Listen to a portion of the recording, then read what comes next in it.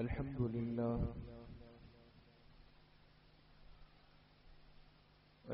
لله نحمده ونستعينه ونستغفره ونؤمن به ونتوكل عليه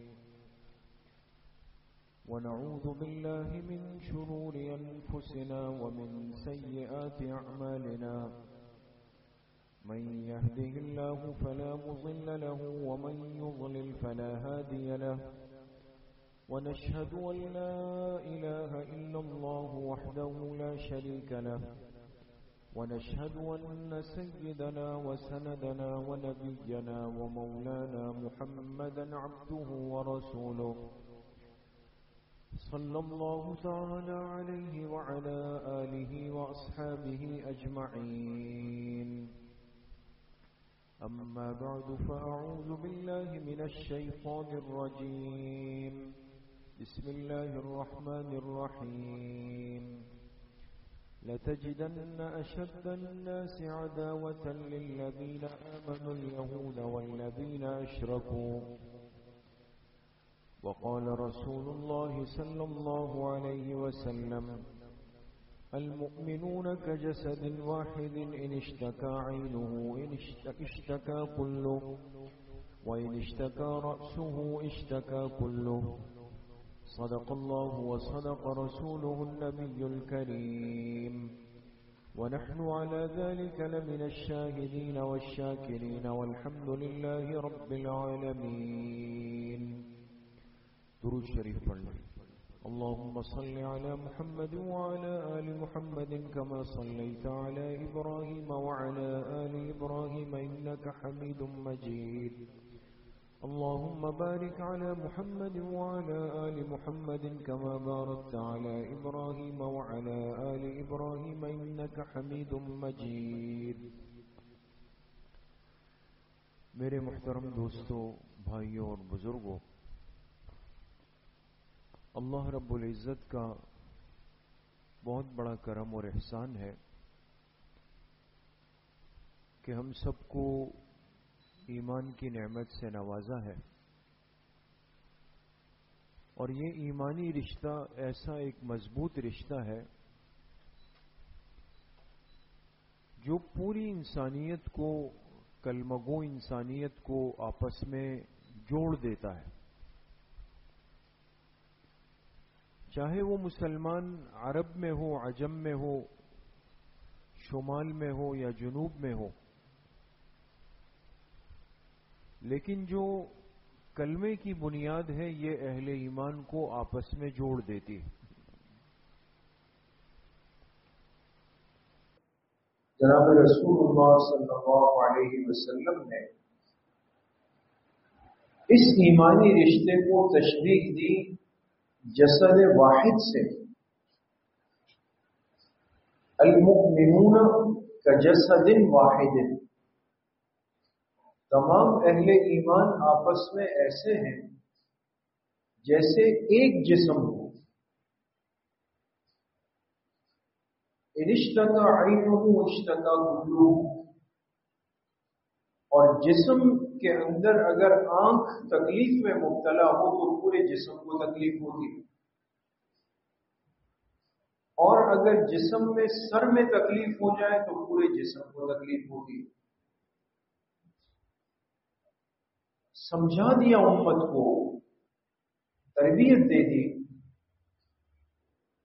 کہ چاہے کلمہ گو مسلمان دنیا کے کسی بھی کونے کے اندر بستا ہو، اس کا زمینی فاصلہ اور رابطہ ہم سے بہت زیادہ ہوگا. اس کی زبان، اس کی معاشرت، اس کی رنگت، اس کا لب و لہجہ، اس کا انداز زندگی آپ سے بالکل جداگانہ ہوگا. لیکن ایک چیز ایسی ہوگی کہ وہ اسے آپ کے ساتھ ایسا جوڑ دے گی جیسے آپ کے جسم کا حصہ ہے، اور وہ چیز یہ کہ آپ کا ایمانی رشتہ آپس میں. آپ دونوں نے ایک پیغمبر کا کلمہ پڑھا ہے، آپ کا کلمہ ایک ہے، کلمے کے الفاظ ایک ہے، ایمانیات ایک ہے. اس لیے میرے عزیزوں، دوستوں، بزرگوں، ہم اپنے آپ سے اور اپنے کلمہ گو مسلمانوں سے یہ سوچ کر یا یہ کہہ کر بے پرواہ نہیں ہو سکتے کہ بھئی وہ تو ہم سے بہت دور ہیں، ان کا ملک الگ ہے، ان کے اصول الگ ہے، ان کی زندگی کا انداز الگ ہے۔ آج اگر امت مسلمہ کا ایک حصہ تکلیف کے اندر اور شدید تکلیف میں مبتلا ہے، اتنی بڑی تکلیف ہے کہ پوری دنیا کے سامنے 50-55 ہزار مسلمانوں کو لقمہ تر سمجھ کر آسانی سے ذبح کر دیا گیا، لیکن کسی کے ماتھے پر شکن نہیں، کسی کے ماتھے پر بل نہیں، کسی کو تکلیف نہیں، کسی کو شرمندگی نہیں، کسی کو پشیمانی نہیں، کسی کو احساس ندامت نہیں، فکر اور پرواہ نہیں۔ یہ کیا غلط ہو گیا؟ عالم کفر اس نے تو امت کے ساتھ ایسا کرنا ہے، اس لیے کہ وہ تو شکاری ہے بھیڑیے کی طرح، جو بکریوں کے ریوڑ میں گھس کر پہلے نقصان کرتا ہے، بہت ساری بکریوں کو زخمی کر کے گرا دیتا ہے، کھاتا نہیں۔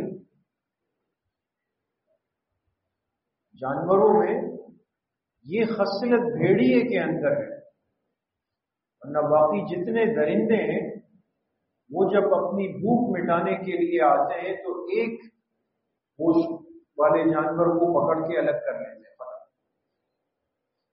بھیڑیا وہ واحد جانور ہے کہ جو جب ریوڑ کے اندر گھستا ہے تو وہ مختلف جانوروں پہ ٹوٹ پڑتا ہے، 10 12 15 کو زخم لگا کے گرا دیتا ہے، معذور کر دیتا ہے، اور جب باقی ریوڑ گزر جاتا ہے پھر تسلی کے ساتھ اپنے بھائی بندوں کے ساتھ بیٹھ کر ان کے لقمے بنا بنا کے کھاتا ہے۔ عالم کفر کی مثال تو اس دشمن کی ہے جو بھیڑیے کی مانند ہے دوستوں۔ اس لیے آج کا نقشہ آپ اپنے سامنے رکھیں، کیا وجہ ہے کہ 57 اسلامی ممالک دنیا کے نقشے پر مینشن ہے، 57، اور 2.25 ارب مسلمانوں کی آبادی پوری دنیا کے اندر ہے، اتنی بڑی آبادی، اور اس میں کئی ممالک ایسے ہیں جن کے پاس ایٹمی ہتھیار بھی موجود ہیں، اپنی بھرپور فوج ان کے پاس موجود ہے۔ یہ سب چیزیں ہیں جو ایک وقت میں نہیں تھی، لیکن اس کے باوجود ایک ایسے ملک نے جس کے وجود کو آج تک سنجیدہ طبقے نے تسلیم نہیں کیا،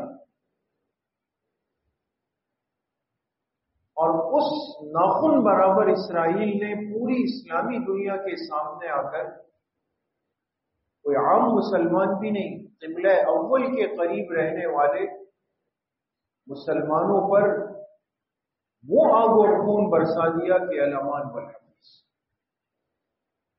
کیا ان کا رمضان، کیا ان کی عید، کیا ان کے بچے، کیا ان کے بوڑھے، کیا ان کی عورتیں، کچھ بھی نہیں رکھا، اور کسی کے اندر ایک جست نہیں، یہ ہمت نہیں ایک مسلمان حکمران میں جو ہلکے سے الفاظ میں بھی ان کو یہ کہہ سکے کہ جی آپ غلط کر رہے ہیں، جو اس کو سادہ انداز میں کہہ سکے کہ آپ نے میرا کلمہ گو مسلمان کے ساتھ ایسا کیوں کیا، نہیں۔ کیوں؟ اس لیے کہ وہ امت مسلمہ کے تمام ممالک کو اس بھیڑیے کی طرح پہلے زخمی کر کے گرا چکا ہے۔ جو ہم سنتے ہیں علماء سے، بڑوں سے، بزرگوں سے کہ بھئی اپنے آپ کو ان کافروں کی مشابہت سے، ان کی نقالی سے، ان کے دیے ہوئے طور طریقوں سے اپنے آپ کو نکالے، یہ فخر کی چیز نہیں، یہ فکر کی چیز ہے۔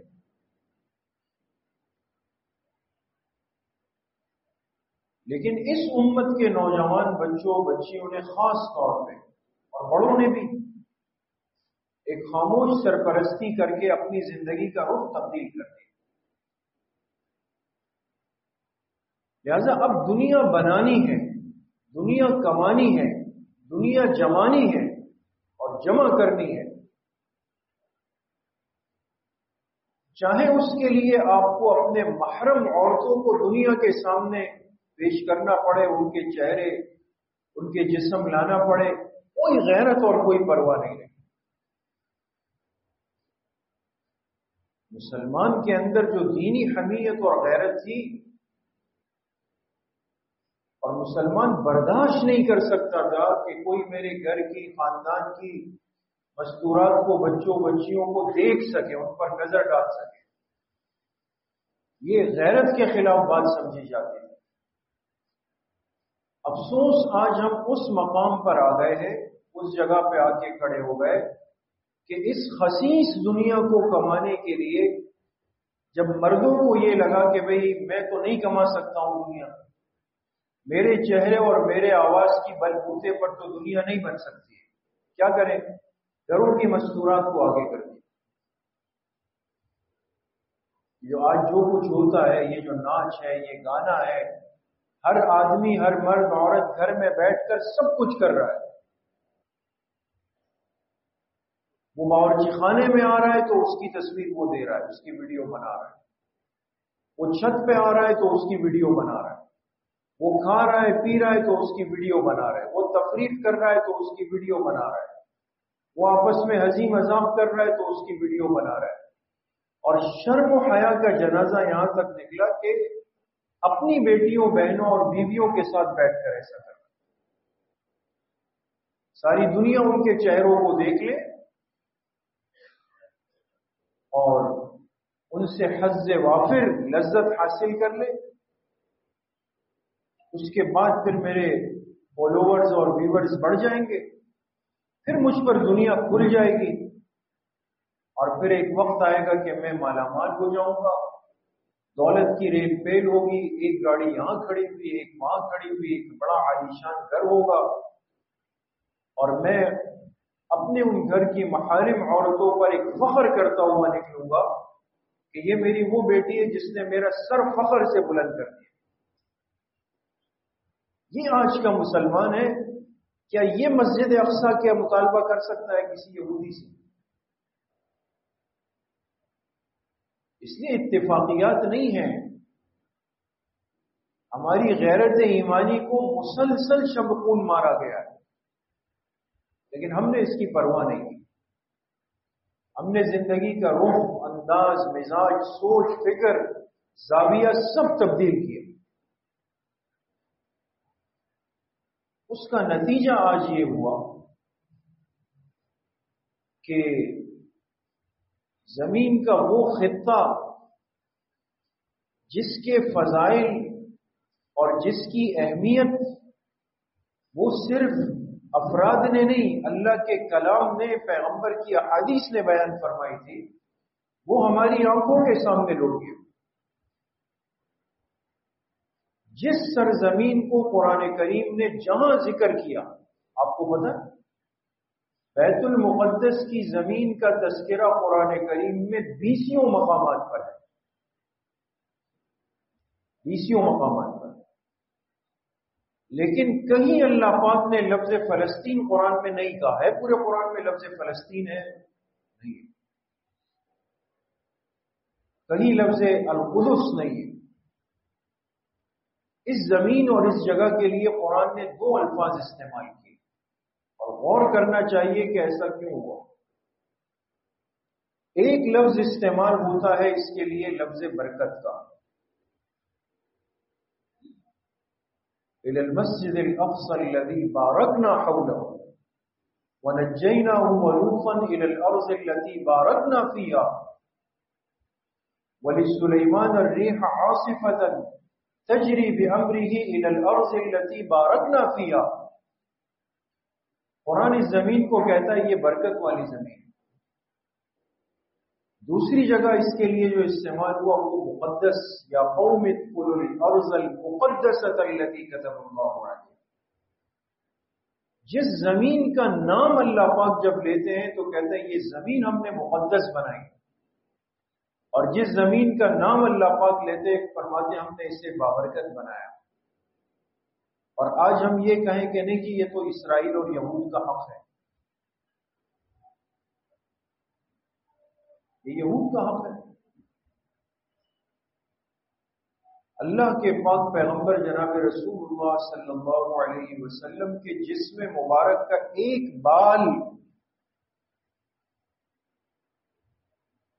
बाल मुबारक अगर किसी के पास हो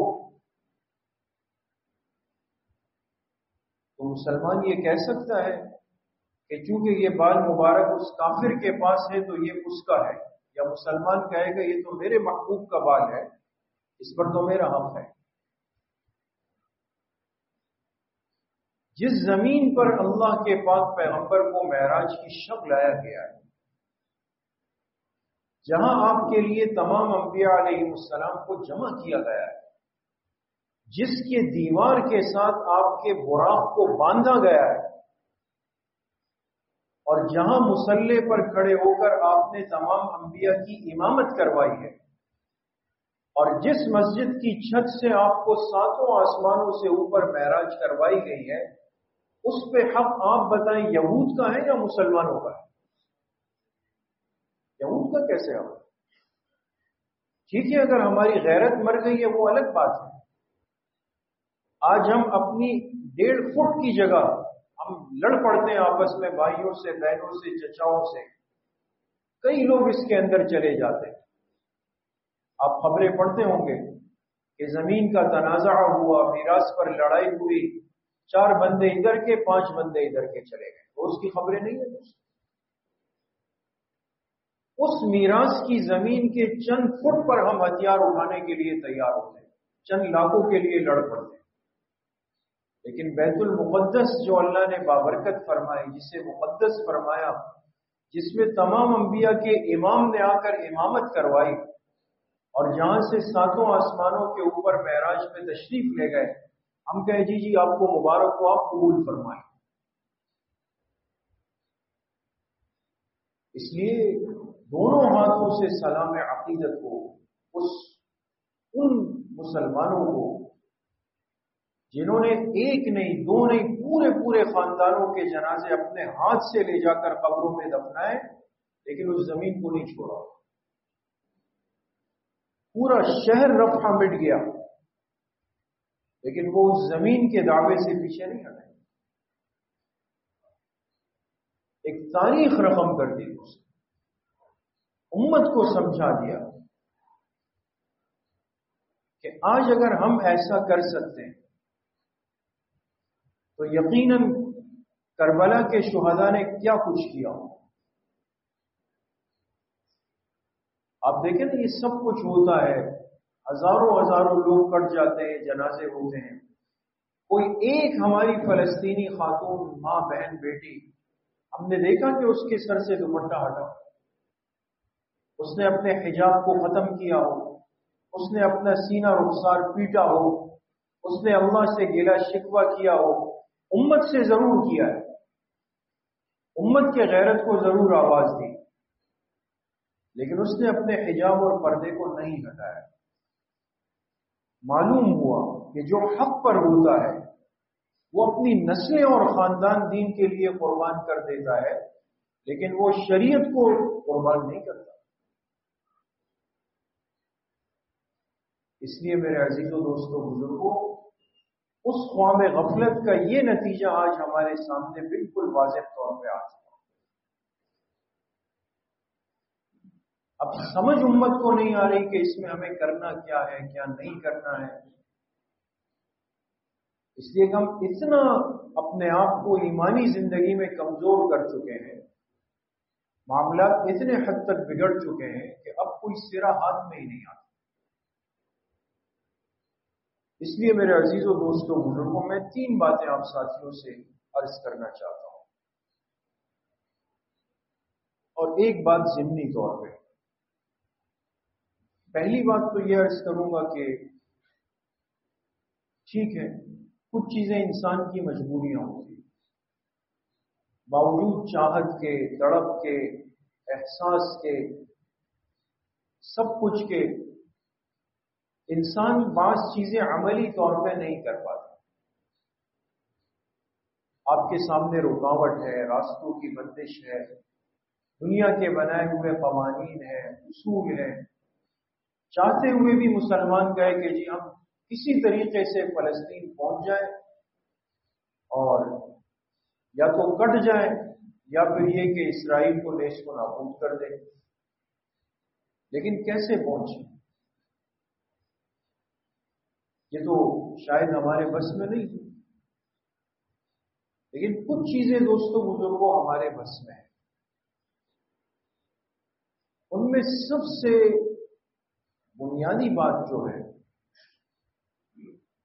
کہ یہ جو تذکرے ہیں اللہ کے دین کے، جہاد کے، مسجد اقصی کے، بیت المقدس کے، قرب قیامت کے، دجال کے فتنے کے، اور دجالی فتنے کے لیے بنیاد بننے والے یہودی اسرائیل کے، یہ تذکرے تو میں اور آپ نے خود ختم کیے ہیں۔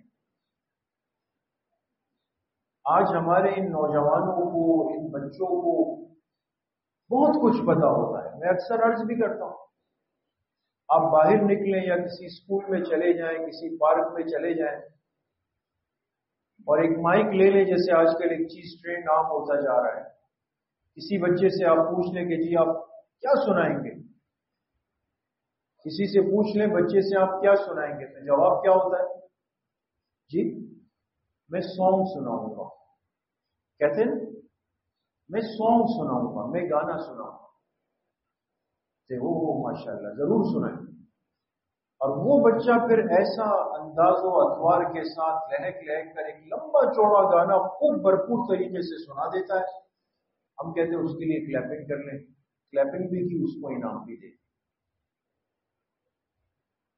لیکن اسی بچے سے اگر پوچھ لیا جائے، جو ایک اسلامی ملک پاکستان میں رہ رہا ہے، جو ایک اسلامی گھرانے میں پیدا ہوا ہے، جس کے ماں باپ دونوں مسلمان تھے، اور ایک لیٹسٹ موضوع چل رہا ہے مسجد اقصی کا، اسی بچے سے پوچھ لیا جائے کہ بیٹا آپ بتا سکتے ہیں کہ سب سے پہلے مسلمانوں کے کس خلیفہ نے بیت المقدس کو جا کر فتح کی؟ چاروں خلفاء میں وہ کون سے خلیفہ راشد تھے کہ جو خود مدینہ منورہ سے چل کر گئے، اونٹ پر بیٹھ کر گئے، پورا لشکر لے کر گئے، اور وہاں پہنچ کر صرف ان کا رعب اتنا تھا، دبدبہ اتنا تھا کہ عیسائی پادریوں نے جب ان کو دیکھا تو بیت المقدس کی چابیاں لا کے ان کو پیش کر دی۔ آپ بتائیں بیٹا کہ اس خلیفہ راشد کا نام کیا ہے؟ آپ کو تب اندازہ ہو جائے گا کہ یہ اتنا لمبا چوڑا گانا سنانے والا بچہ یہ بالکل خاموش سم بکمن ہو جائے گا۔ یہ تو بچہ ہے، کسی بڑے سے بھی پوچھ لیں گے تو وہ بھی کہے گا کہ جی سوری مجھے نہیں پتا۔ تو جس قوم کو پتہ ہی نہیں ہے کہ حضرت عمر رضی اللہ تعالی عنہ اپنے قبلہ اول کو لینے کے لیے اتنا دور کا سفر کر کے آئے، اور پھر ایک معاہدہ طے ہوا،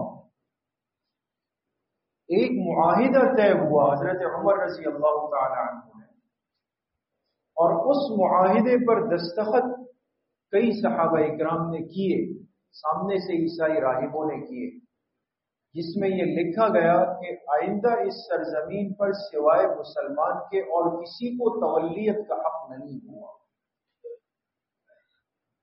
جب یہ معاہدہ طے ہوا تب حضرت عمر رضی اللہ عنہ واپس تشریف لے گئے۔ اس کے بعد 500 سال تک کسی کافر کو یہ جرأت نہیں ہوئی کہ وہ بیت المقدس آ سکتا۔ 500 سال کے بعد عیسائیوں نے پھر اس پر حملہ کیا تو لمحوں کی دیر نہیں لگی، سلطان صلاح الدین ایوبی آیا اور فوراً ان کو ذلیل کر کے اور ان سے جہاد کر کے ان کو رسوا کر کے وہاں سے نکالا۔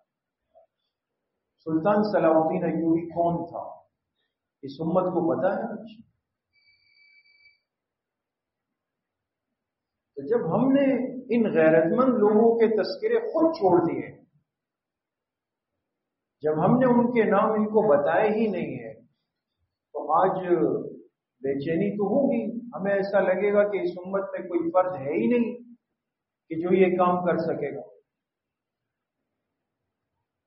اس لیے میرے عزیزوں، دوستوں، بزرگوں، تھوڑا سا زاویہ زندگی کو تبدیل کریں۔ یہ ایمانی تذکرے اپنی مجلسوں میں، اپنے گھروں میں زندہ کریں۔ بچوں کو ان تعلیم گاہوں میں، ان تدریس گاہوں میں بھیجیں جہاں ان کو کم سے کم ان کے ایمانیات اور ان کے افراد کے تذکرے ان کو بتایا جائے۔ ایک بات۔ دوسری اہم بات یہ ہے کہ اس موقع پر خود اللہ کے پاک پیغمبر جناب رسول اللہ صلی اللہ علیہ وسلم نے جب امت پر کوئی شدید حالات آ جائیں، سخت حالات آ جائے، آپ نے مختلف دعائیں سکھائی۔ وہ 3 دعائیں میں آپ سے ذکر کرتا ہوں۔ ہم کم سے کم یہ معمول بنائیں کہ ہر نماز کے بعد 3 مرتبہ نہیں تو ایک مرتبہ تو اس کو ضرور پڑھیں۔ ایک دعا جو بہت مجرب بھی ہے اور سخت حالات میں پڑھنے کا حکم بھی ہے، بہت آسان بھی ہے۔ اللہم انا نجعلک فی نحورہم ونعوذ بک من شرورہم۔ آسان سی دعا۔ اللہم انا نجعلک فی نحورہم ونعوذ بک من شرورہم۔ ہر نماز کے بعد کم سے کم 3 مرتبہ، ورنہ 41 دفعہ اس کو پڑھنا چاہیے۔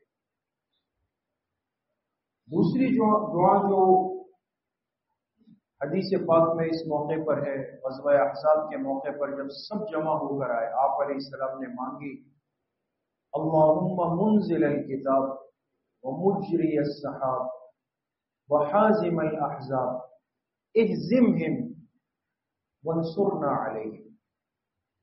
یہ تھوڑی سی دعا ہے، ذرا الفاظ نئے ہیں اس کے۔ اللہم منزل الکتاب ومجری السحاب وحازم الاحزاب اہزمہم وانصرنا علیہم۔ اے اپنی کتاب کو اتارنے والے، اے بادلوں کو چلانے والے، اے لشکروں کو شکست دینے والے، ان لشکروں کو بھی شکست دے دے اور ہمیں ان پر نصرت دے۔ تیسری دعا بھی بہت مختصر ہے۔ اللہم استر عوراتنا وآمن روعاتنا۔ کوئی ایسا ساتھی ہے آپ میں سے جس کو تینوں دعائیں یاد ہو؟ وہ ہاتھ اٹھا دیں۔ جس کو 2 یاد ہو، جس کو 1 یاد ہو۔ تینوں دعائیں دوستوں یاد کریں۔ ٹھیک ہے، ہم کوشش کرتے ہیں کہ اس کو ایک پیپر پہ پرنٹ کر کے نوٹس بورڈ پہ بھی لگا دیں، پیج پہ بھی لگا دیں، اس کا خوب اہتمام کریں۔ تیسری اہم بات جو سارے ماحول میں اس وقت چل رہی ہے کہ جنگ کے اندر جنگ کا میدان اور جنگ کا طریقہ کار، یہ 2 چیزیں ہوتی ہیں۔ کتنے دکھ کی بات ہوتی ہے کہ جنگ کا میدان کچھ اور ہوتا ہے، ہم لڑائی دوسرے میدان میں لڑ رہے ہیں۔ جنگ کا طریقہ الگ ہے، ہم کسی اور انداز سے لڑ رہے ہیں۔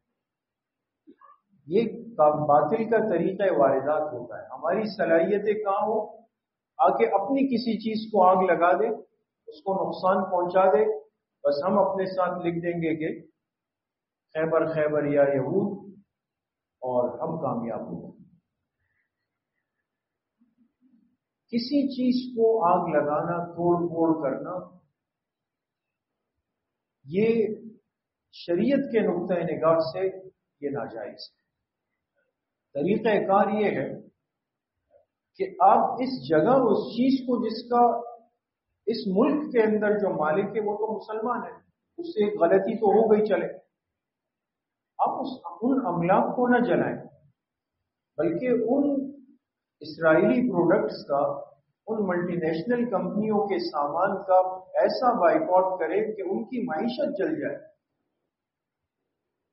ऐसा एक भरपूर ईमानी जज्बा हमारे अंदर पैदा हो जाए कि इसराइल की बनी हुई एक चीज, चाहे वो 5 रुपए की माचिस की डिबिया है, लेकिन हर कलमा वो मुसलमान ये कलमा पढ़ के अज़म कर ले कि इसराइल की बनी हुई प्रोडक्ट्स या वो सारे ममालिक जो उनके पुष्पनाही पर खड़े हुए हैं, उनकी बनाई हुई चीजें वो आज के बाद हम अपने माल से कतअन नहीं खरीदेंगे इंशाअल्लाह। ठीक है ना? और इसलिए जो हमारे ताजिर हजरात हैं, दुकानदार हजरात हैं, वो इस हवाले से हिम्मत करें, थोड़ी सी जुर्रत दिखाएं। और देखिए, पहले भी ये बात हुई कि ये मौका होता है। हम ये जो रोते हैं ना कि भाई हमारे मार्केट पर फलां चीजें गालिब है, फलां चीज, भाई अब मौका है।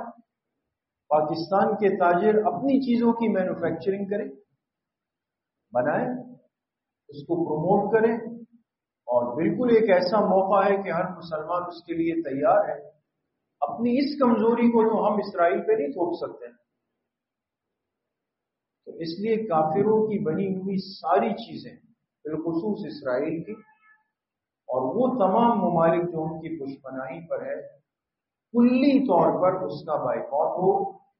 बल्कि वो ऐसे दुकानदार, ऐसे ताजिर और ऐसे मॉल, शॉपिंग मॉल जिसमें ये चीजें रखी हुई हो, हम अमली तौर पर अपने अमल से ऐसा इजहार करें कि उनका भी कुल्ली तौर पे बाइकआउट हो।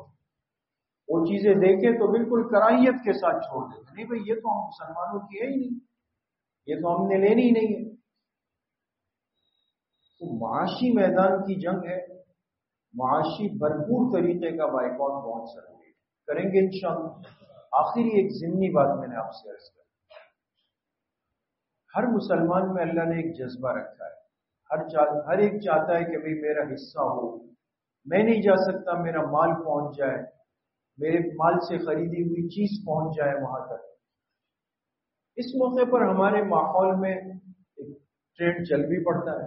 आप निकलेंगे कहीं पर, कोई खड़ा हुआ होगा, कोई खड़ा हुआ होगा, कोई। मुझे एक चीज बहरहाल समझिए, मेरी एक जाती राय है कि हम कहते हैं भाई कोई बंदा वहां नहीं जा सकता। कोई बंदा जा सकता है फलस्तीन? बंदा नहीं जा सकता, चंदा जा सकता। इसलिए देखिए, जो आदमी खड़ा हो गया सामने और उसने रुमाल पकड़ लिया, आप कहते चलो जी मैंने भी फलस्तीन में अपना माल पहुंचा दिया। एक तो ये आदत खुदा के लिए माहौल से खत्म होनी चाहिए कि फौरन ऐसे मौकों पर जो है ना एक सिलसिला चल पड़ता है। वो मुस्तनद लोग, वो मुस्तनद इदारे जिस पर आपका दिल और जमीर मुतमईन हो, और वो काम के लोग जो कर सकते हैं। एक मिसाल दूंगा, जैसे हजरत शेखुल इस्लाम साहब, मुफ्ती मोहम्मद तकी उस्मानी साहब जीदा मजमून, वो एक आलमी शख्सियत है। अब हजरत कहे कि भाई जी हम नज़म बना सकते हैं, बना रहे हैं, और उसके लिए साथी इस्लाम फंड के अंदर ताउन करें, उनकी शख्सियत पर पूरी उम्मत का इत्तेफाक है। हजरत मौलाना अब्दुल सत्तार साहब हैं हमारे बैतुस्सलाम वाले, उन पर एतमाद है। लेकिन अब मैं खड़ा हो गया यहाँ बाहर जाकर, तीसरा एक खड़ा हो गया और मैंने भी अपने रुमाल उठा लिया, झोली उठा ली, फलस्तीन फंड में दे रहे। ये अपनी समझ में नहीं आती बात। ये क्या हो रहा है? मकसद मेरा साथियों से है कि इस चीज में भी एक ऐसा भिखारीपन का सिलसिला न बने कि उस असल इशू से तवज्जो हट गई और ये नया काम धंधा शुरू हो गया। इसलिए आपके पास असबाब है, खामोशी के साथ जाकर जो आपको लगे कि ये मुस्तनद काम करते हैं, मुतमईन लोग हैं, उनका अकाउंट है, उनके फंड है, उसमें जाके खामोशी से पहुंचा दे, फिर अल्लाह पाक से दुआ है।